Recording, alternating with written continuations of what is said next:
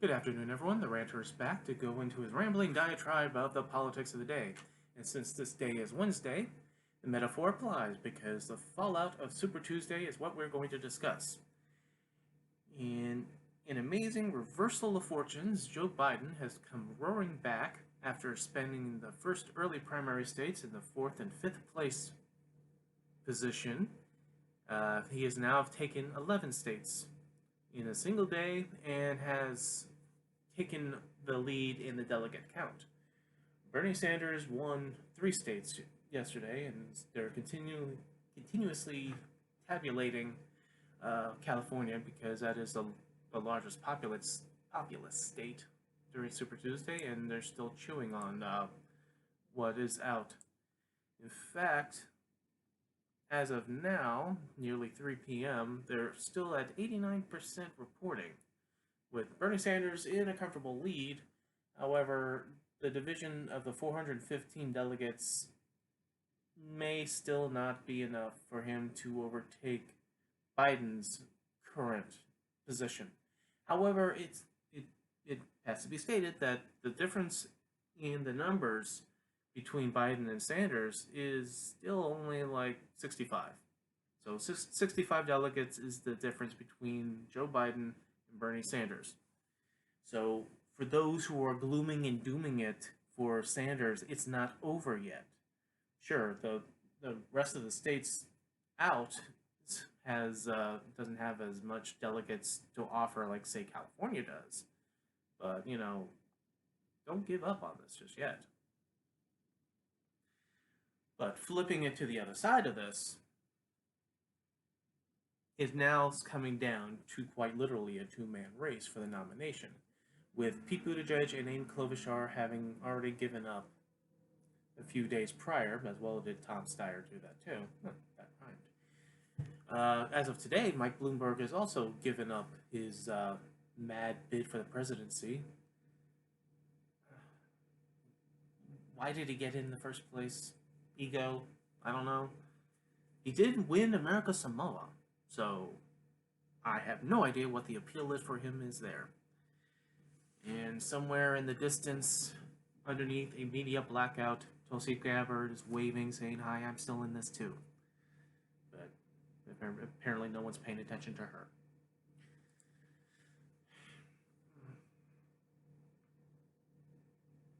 There are a lot of people who are upset at the prospects of Joe Biden being the nominee.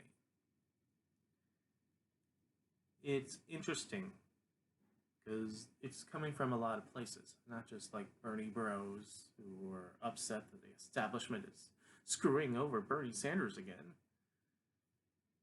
but people who have seen Joe Biden lately and know that there is not exactly a stability that's been evident. I've said in multiple videos that I believe that Joe Biden, unfortunately, is in decline due to his age. It's not being an ageist to point out things.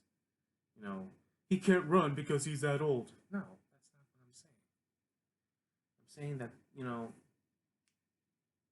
he is exhibiting a lot of symptoms of people who are not keeping the concentration as they used to do. And that is one of my drawbacks of my initial lineup of who I would want to be the nominee. My first pick was Amy Klobuchar. Well, that's gone. Kind of like Andrea Yang. Kind of like Mayor Pete, though. Admittedly, Mayor Pete always had a problem. It's a similar problem with Amy Klobuchar, actually, is that everyone who comes into this race, or pretty much any other presidential race, they have to be able to answer the tough questions about their past. Because once you make yourself much of a name, then the magnifying glass goes on you, and then your past gets dug up, and then they go, why did you do this? Why did you not do that? And if you don't have a good answer for this, if you look like you're a deer in the headlights when someone is giving you a question, like say for Amy Klobuchar, why did that one guy get life in prison when he didn't do it? And apparently the evidence was offered up and you didn't look at it. Why didn't you look at it? She didn't have a good answer for that. So she and Mayor Pete, simply put, were not ready for prime time. That said, still there is the issue with Joe Biden being the one if Bernie Sanders does go down. Mm.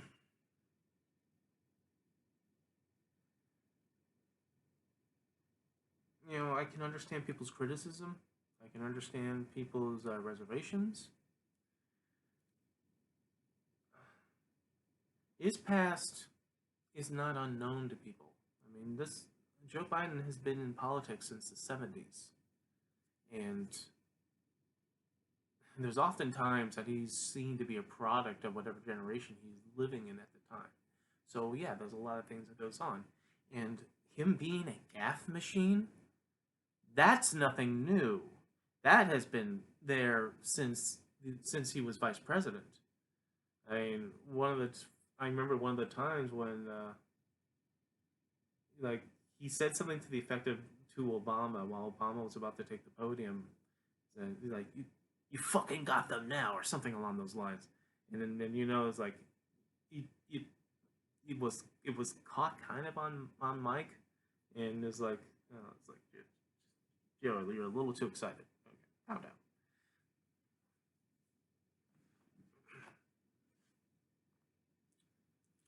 But everyone is jumping on the bandwagon on hating him, and that's kind of interesting. And going after his gaffes or going after his memory slights, that's also interesting given who the person in the White House does. Because let's not pretend that whatever decline Joe Biden is going through due to his age, that Donald Trump is not going through himself. In fact, there is a number of times that you can put up article after article, video after video of Donald Trump forgetting people's names. There was it was like a press briefing he did one time, and he had industry heads arrayed around him, and the head of Apple was there. He forgot the name of the guy running Apple, even though his nameplate was right there. But instead of looking at the nameplate and reading the name, he called him Mr. Apple. So please, spare me that the humor in people having problems in decline is on Joe Biden and Joe Biden alone. Because if the same criticism you're leveling on him and think that makes him unqualified or disqualified to being president, yeah, Donald Trump is going through the same thing. I mean, in the past few weeks, where you see his rallies, people have noted how he slurs his words, that he can't seem to put together a coherent sentence, that getting facts wrong. Easy facts. And I'm not talking about stuff that, would be difficult for regular folk to like come up and talk about here. I mean, I will see you saying Joe Biden misinterpreted a name or event, and I'll raise you Donald Trump saying that the Continental Army protected our Air Force from the Redcoats. Come on. That being said, I mean, people will think that Joe Biden is dead meat in front of Donald Trump, like if they do debates. First of all, Donald Trump doesn't want to do debates, because Donald Trump thinks he'll be treated unfairly if he does another debate. And there's something that people kind of underestimate when it comes to Joe Biden. Yeah, he's going through all this stuff. And he has his past. A lot of this stuff, pretty much like Donald Trump in 2016, all this stuff is baked in. Again, none of this is new. None of this is a secret or surprise. This is not a revelation. Joe Biden is a gaffe machine. Joe Biden shoots from the hip, which is what was said about Trump. And Joe Biden has an authenticity to him that people relate to, people gravitate towards. Again, like Trump. Trump is an asshole. And of course, I'm speaking from a biased point of view because I don't like Trump. And for those of you who know, I rail with him quite frequently. But Trump is a scumbag, and he's said a lot of shit, and he's done a lot of shit, and his policies are being drafted by xenophobic lunatics because he can't put together a policy with two hands and a flashlight on his own. But he is also authentic. You saw him coming. If you were shocked him coming down the escalator and saying that Mexicans were drug dealers and rapists that Mexico sends, because Mexico was sending them. It wasn't people walking across the border. They were being sent, according to this, which no one ever picks up. And then some of them he assumes are good people.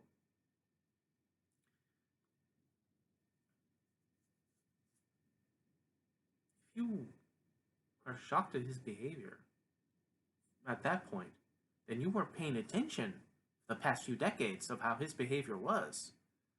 I mean, from the go-go 80s on up. And that's, again, but that's baked into it. People who support him know he's a scumbag and he's an asshole. You know, everyone's making compromises as to, what they can get out of this. And then they're just sort of riding the wave, putting the blinders on. I don't want to hear what he's saying. I don't want to. I don't want to see what he does.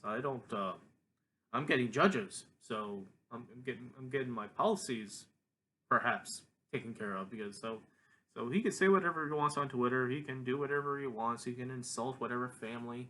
He can excuse the murder of an American resident in order to keep his arms deal with Saudi Arabia.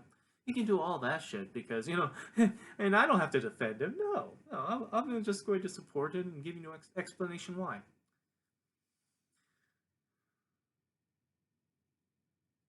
Because how dare anyone ask? Intelligent, conscientious, compassionate people. So why would you support someone who,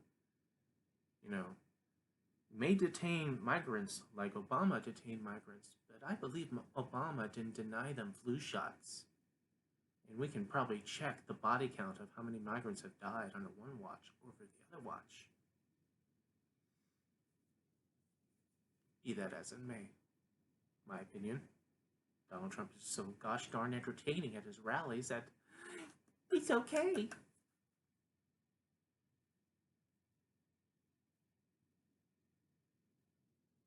But if you have an issue with Joe Biden and the decline that he's unfortunately suffering through, that we are seeing in real time, and you don't acknowledge it in Donald Trump, then that is also a biasy. Again, I don't like Donald Trump. I insult him regularly, with, I believe, good cause. But it's not a bias to acknowledge that he's also having issues the same as Joe Biden is. If it was any other person saying or doing the same thing that Donald Trump is doing, and I'm not talking about the policy stuff, I'm not talking about the asshole scumbaggery that he does. Sometimes he does for the effect, to draw your attention away from the actual horrible shit he's doing in terms of policy, in terms of what it's going through the courts. So he'll insult the squad, he'll go racist on the squad to get you to go, oh my god, he's doing that. While all this stuff underneath, you ignore on page 6. But if it was any other person who was having problems thinking up the words, thinking up someone's name, even though his name is on a nameplate, who exhibits an annoyance with being explained things. We hear reports and articles on, his daily briefings being a nightmare for the briefers, for the people who have to give him this information, the daily information that presidents of the United States needs to have in order to keep us safe. And we've seen and heard the chaos that comes from this. I mean, there was something I remember reading upon that uh, Trump only pays attention to information that has his name on it. So they would highlight his name, or they would, or in the text, make the name bold or make it larger so that it would make him read his name and perhaps the other words around it.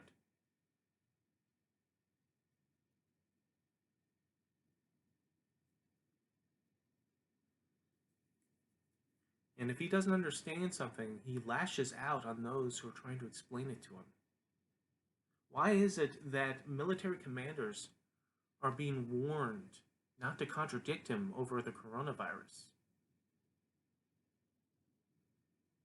I can understand, and I said this in the last video, I can understand clamping down the information of the scientists and the doctors, and even holding them together in the VP office, because you want to have a consistent message coming out to reassure the people of what's going on. Because right now we're at a death toll of 10, with 9 in Washington and 1 now reported in California as of this recording. So yeah, I don't care who the president is. If Donald Trump helps us through this, then God bless Donald Trump for that. Because this is not a left-right issue. That said, when we also see consistently a contradiction of information, which is why they're clamping it down, when the doctors and the scientists say it'll take maybe up to a year to come up with a vaccine, and the administration says, oh, we're within the next 6 months. Everyone's recovering. When they don't tell the accurate number of people, of cases. When I understand, there's like 80 or so cases, but then Pence comes out and says there's like 44.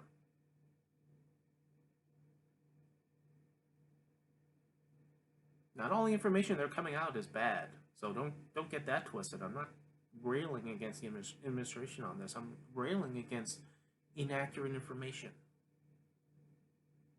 And I know I'm like getting away from Super Tuesday, but this is important. I've been talking with people the past few days and trying to explain to people why it's important to have accurate information, not to panic, stay calm, have common sense, but nonetheless being told what's going on and what's going on accurately. And, you know, I don't know if it's a silly analogy or not, but I kept going back to the 1980s and the AIDS crisis. According to the book and or movie and the band played on,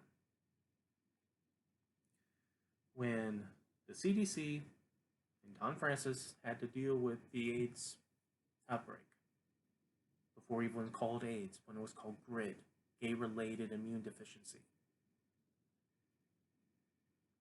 The president at the time did not mention the word or the outbreak, at least until his second term.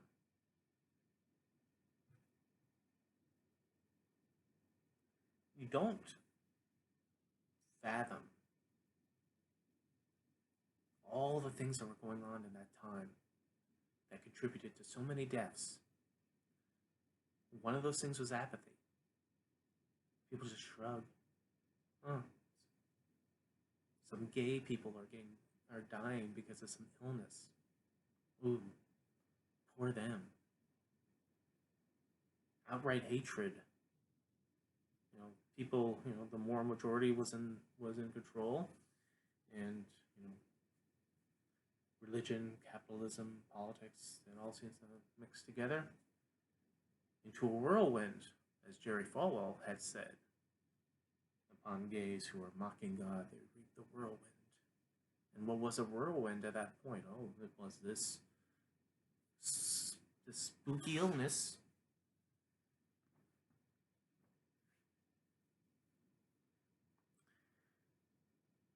Not in the insidious thing about it, because there's so many factors that went into this.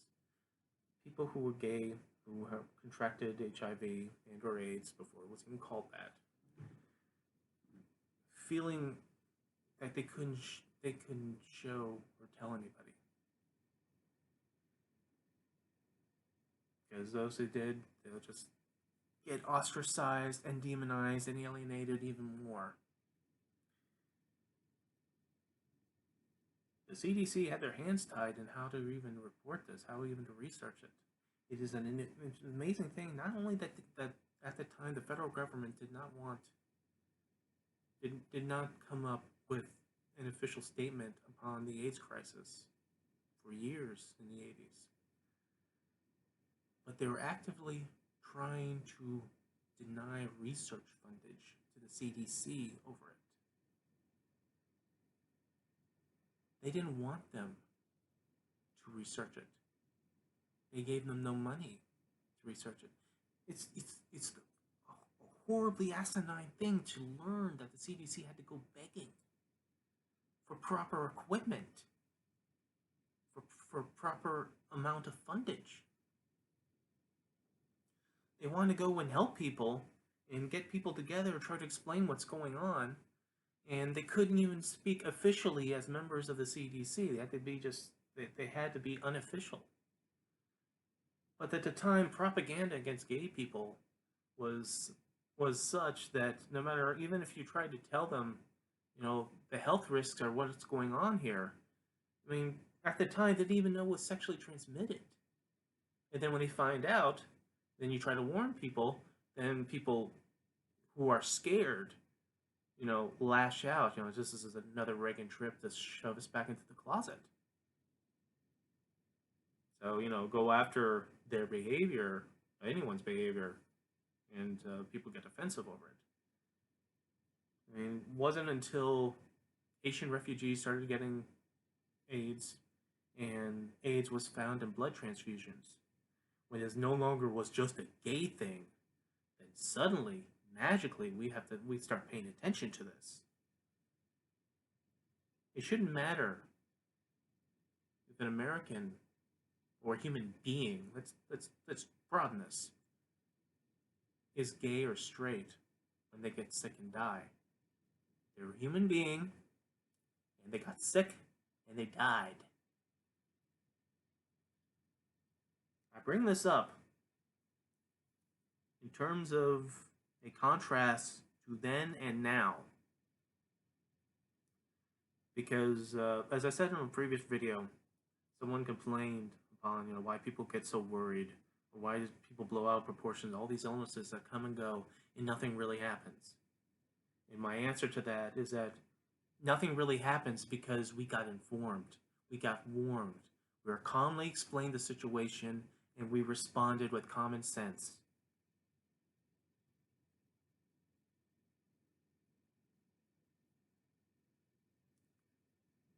This is what we want for this particular problem, at least with the coronavirus. We want to be informed. We want to be reassured. We want to know what we need to do to prevent it. And if we get it, how do we maintain ourselves and keep us healthy, even when we're sick, obviously, but to prevent a fatality. Now, what I understand, the lethality of this thing seems to affect those who are compromised with their immunities. So the majority of the people that are dying from this, at least from here, are people who are elderly or their immune systems are compromised. This country is not in perfect health. There's plenty of us who are healthy, but the way that this thing looks and sounds like when it first arrives, you don't even notice you have it. And the first symptoms you have are like cold-like symptoms, flu-like symptoms, but not totally. And then the other things show up, the chest pains and the blurry vision, and so forth.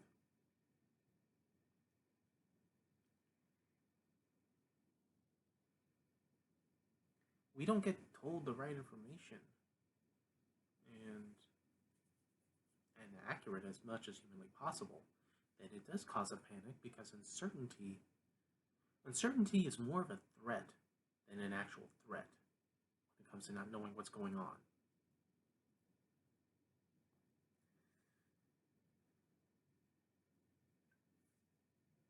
So, yeah, we got some issues towards that. Going back into Super Tuesday, and going back into what the whole point of this was to begin with.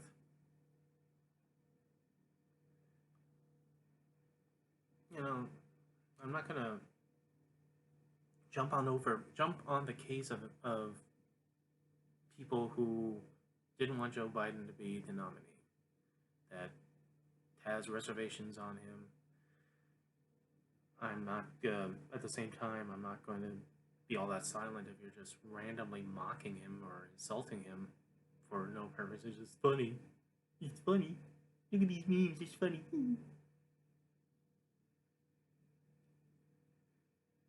I got into a conversation on what I consider as the eye on the ball. Keeping the eye on the ball is Donald Trump being president of the United States. The reason why I say that is because I am getting sick and tired of the Democratic infighting. Getting sick and tired of the DNC using the media the past few weeks to sabotage Bernie Sanders. Because that is happening. And if you don't want to believe into that, just understand that the media is also media blacked out Tulsi Gabbard. I'm not a Tulsi Gabbard fan, but Jesus Christ, give her as much of a chance as anybody else. Just because she's in a 3% basement, well, half the reason why she's in that basement is because you're not covering her. We saw this in 2016 with other candidates on the Republican side, is that, Donald Trump sucked up all the oxygen, so we were just talking about Donald Trump, while he had other viable people who are responsible human beings, despite the fact they're Republican, despite their policies being completely opposite to mine. I can at least trust them to know what the hell they're doing, at least to sit the right way on a toilet seat.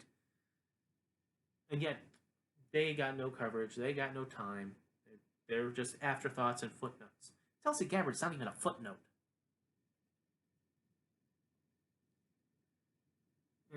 But that's pretty much done with. So we're down to a two-person race for the nominee, more or less, depending upon when Elizabeth Warren gets out and where she shifts her support to.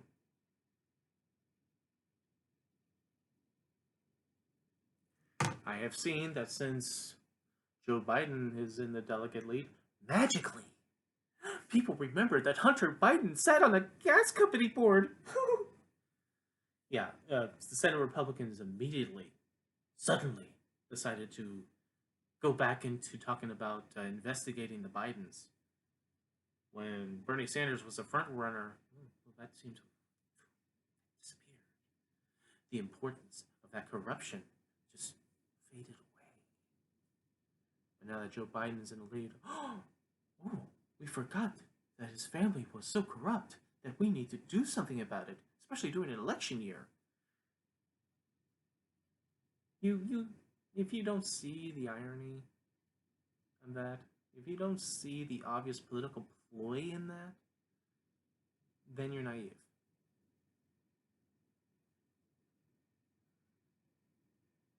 Or you think too highly of these people.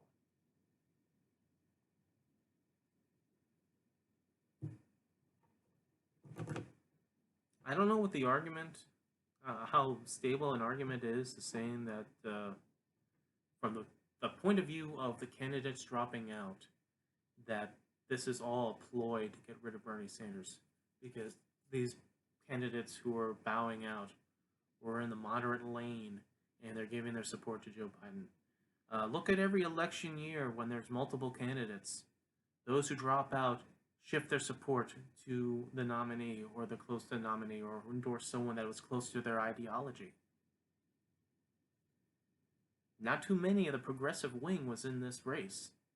It's out of Bernie Sanders and Williamson with her mood crystals and the power of love, and Elizabeth Warren. It is not an insidious thing that people who drop out shift their support to the person who's close to their ideology. That happens. That happens every race.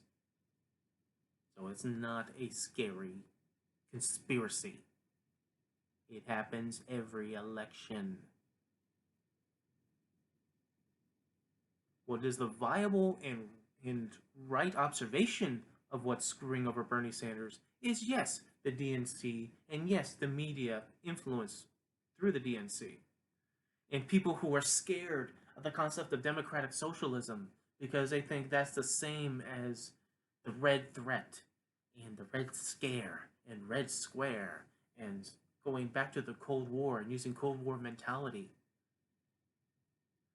Chris Matthews resigned on air because of his bullshit. There were a lot of factors that was also going on. He was an old school guy. Uh, like I said in the last video about him, that he always talked about talking on the side of the unions, talking about the working man. All this common sense, like common sense, work with your hand type of thing. The problem is that he also speaks in terms of the 20th century. The 20th century is 20 years ago. Communism and socialism is not the same thing as it is now. First of all, there's no communism involved with Bernie Sanders. But the crusade that they put out on Bernie Sanders on the media, especially in MSN, it's disgraceful. It's because they fear the change. They fear the socialism. Oh, gee, you better not, ride on a metro bus or expect the garbage man to come pick up your garbage. Don't let them government hands get a hold of your Medicare. Social Security. Jesus Christ, people. But they took that 20th century fear, at least he did, and displayed it in 2020, where it doesn't even compute anymore as to anything like what they feared. Especially now with Bernie Sanders. What? His Medicare for all is going to be the trip to the gulag? Really? So yeah, that is actual legit thing that they were doing. For fear of change, for fear of losing the control. I hate to break it to you, for those unenlightened in the Democratic Party, the Democratic Party has changed significantly since its inception. And since its inception was in the middle of the 19th century. The first actual Democrat, not Democrat Republican, but Democrat. I mean, you go back to our founding with Thomas Jefferson, then you have the Andrew Jacksons and the James Polks, and so forth, going all up the line. Yeah, we changed a lot. Actually, both parties changed a lot, Republicans and Democrats. But if you're so fearful of change and you think it should never been changed, the Democrats was the central party that was in control during the South. They're the slaveholders, the people that not only controlled slaves, but controlled the political power of slaveholding. Slaveholding was such a major issue that territories that became states had to first address the issue if they were going to be a free state or a slave state. Democrats, at the time of the 19th century, was a conservative party. Democrats, who even came back, who sided with the Confederacy, those who did, because there were Union Democrats, so let's not say the entire party was such, but a good significant amount of them was Southern, and the power base of their political party was Southern. So they supported slavery, they supported Confederacy. Confederacy ended, slavery ended, and still the political party, clandestinely, good term, also backed the formation of the Ku Klux Klan.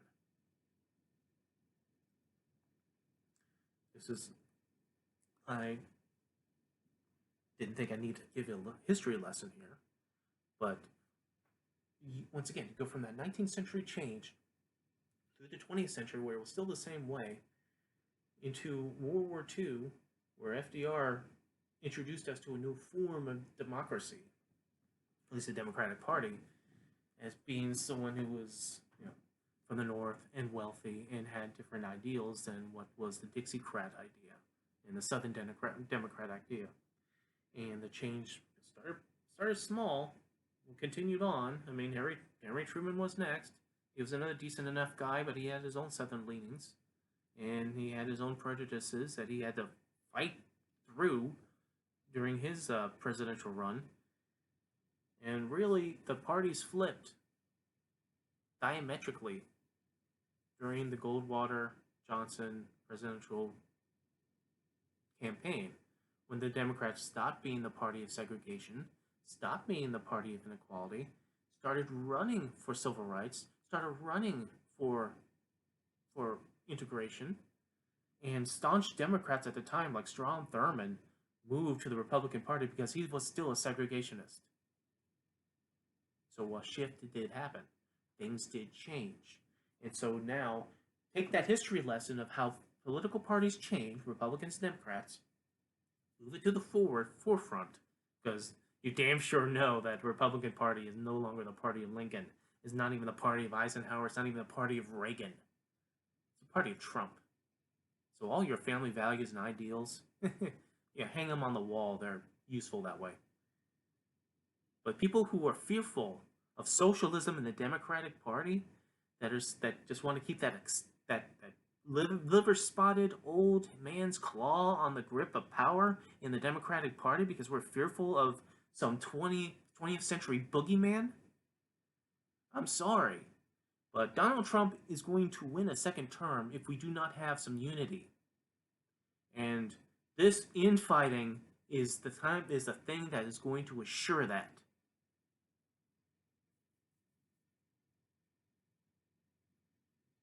So when I say, going back to when I first started this, that the eye on the ball is Donald Trump being president of the United States, people will go, oh, no, it can't be just that. It can't be this and this. You're right. You're right. It should not be just to get rid of Donald Trump. I agree with you on that, because I agree that the person that should be president of the United States should be ready to be president of the United States. Getting rid of the guy is not enough. You have to be able to do the job. I understand that. But it is also a unifying thing. For all the stuff that we see that we have a problem with, that is going to be alleviated once you not only get rid of Donald Trump as president, but beating him as opposed to impeaching him gets rid of this aura around him. That's this change of the politics of the Republican Party and everywhere else for that matter, from civility to humanity. To explain to people that this is wrong, and proving that it's wrong by beating him. Democrats are not going to have the excuse that, oh, we didn't win because of Hillary Clinton, because she was so hated. Yeah, she was hated. She was hated for 30 years. Some people have valid reasons, some people don't have valid reasons. People hated her going back to when they asked her, what are you going to do? Well, I'm not going to stay at home. I'm going to go work. Not that a woman say that. People are like that. People are like that. But they're not going to have an excuse if the nominee is Joe Biden or Bernie Sanders. You think Joe Biden is disqualified because Hunter Biden sit on the board of Burisma? With Donald Trump's kids globetrotting around the world, making far more money on foreign investments, foreign influence, how many trademarks from China that Ivanka has, including voting machines? All the while, we're supposed to have a tariff war with them, where our farmers are getting screwed over by our own government because of a tariff on Chinese goods. Yeah, he's disqualified because he sat on the board of a gas company. Yeah. Bernie Sanders is disqualified because he wants Medicare for all, so that obviously means that leads you all to the chamber.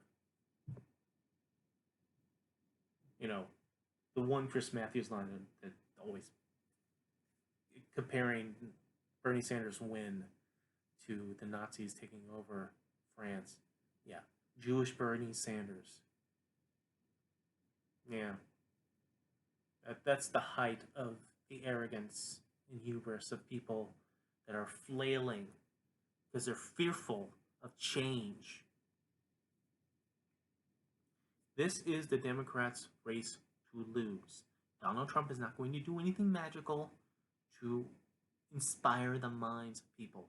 It's already baked in. People see what he's been for 3 years as president of the United States, and they don't like it.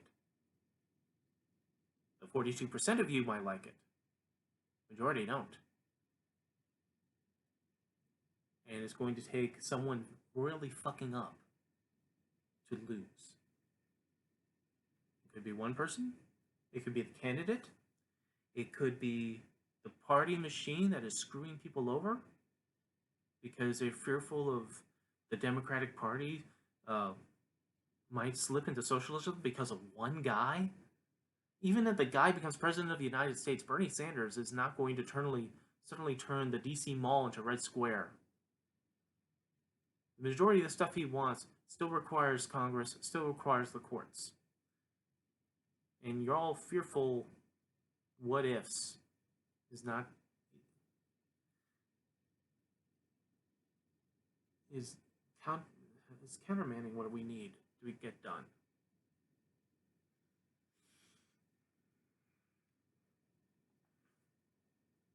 Bernie Sanders is not going to turn the country socialist. Calm down. But we'll see what happens. Alright, guys. I'm done for now. The Ranter Rants, because the urge to rant is always rising. And y'all give me no end of material to rant about. From King Precious on down. I'll see you later.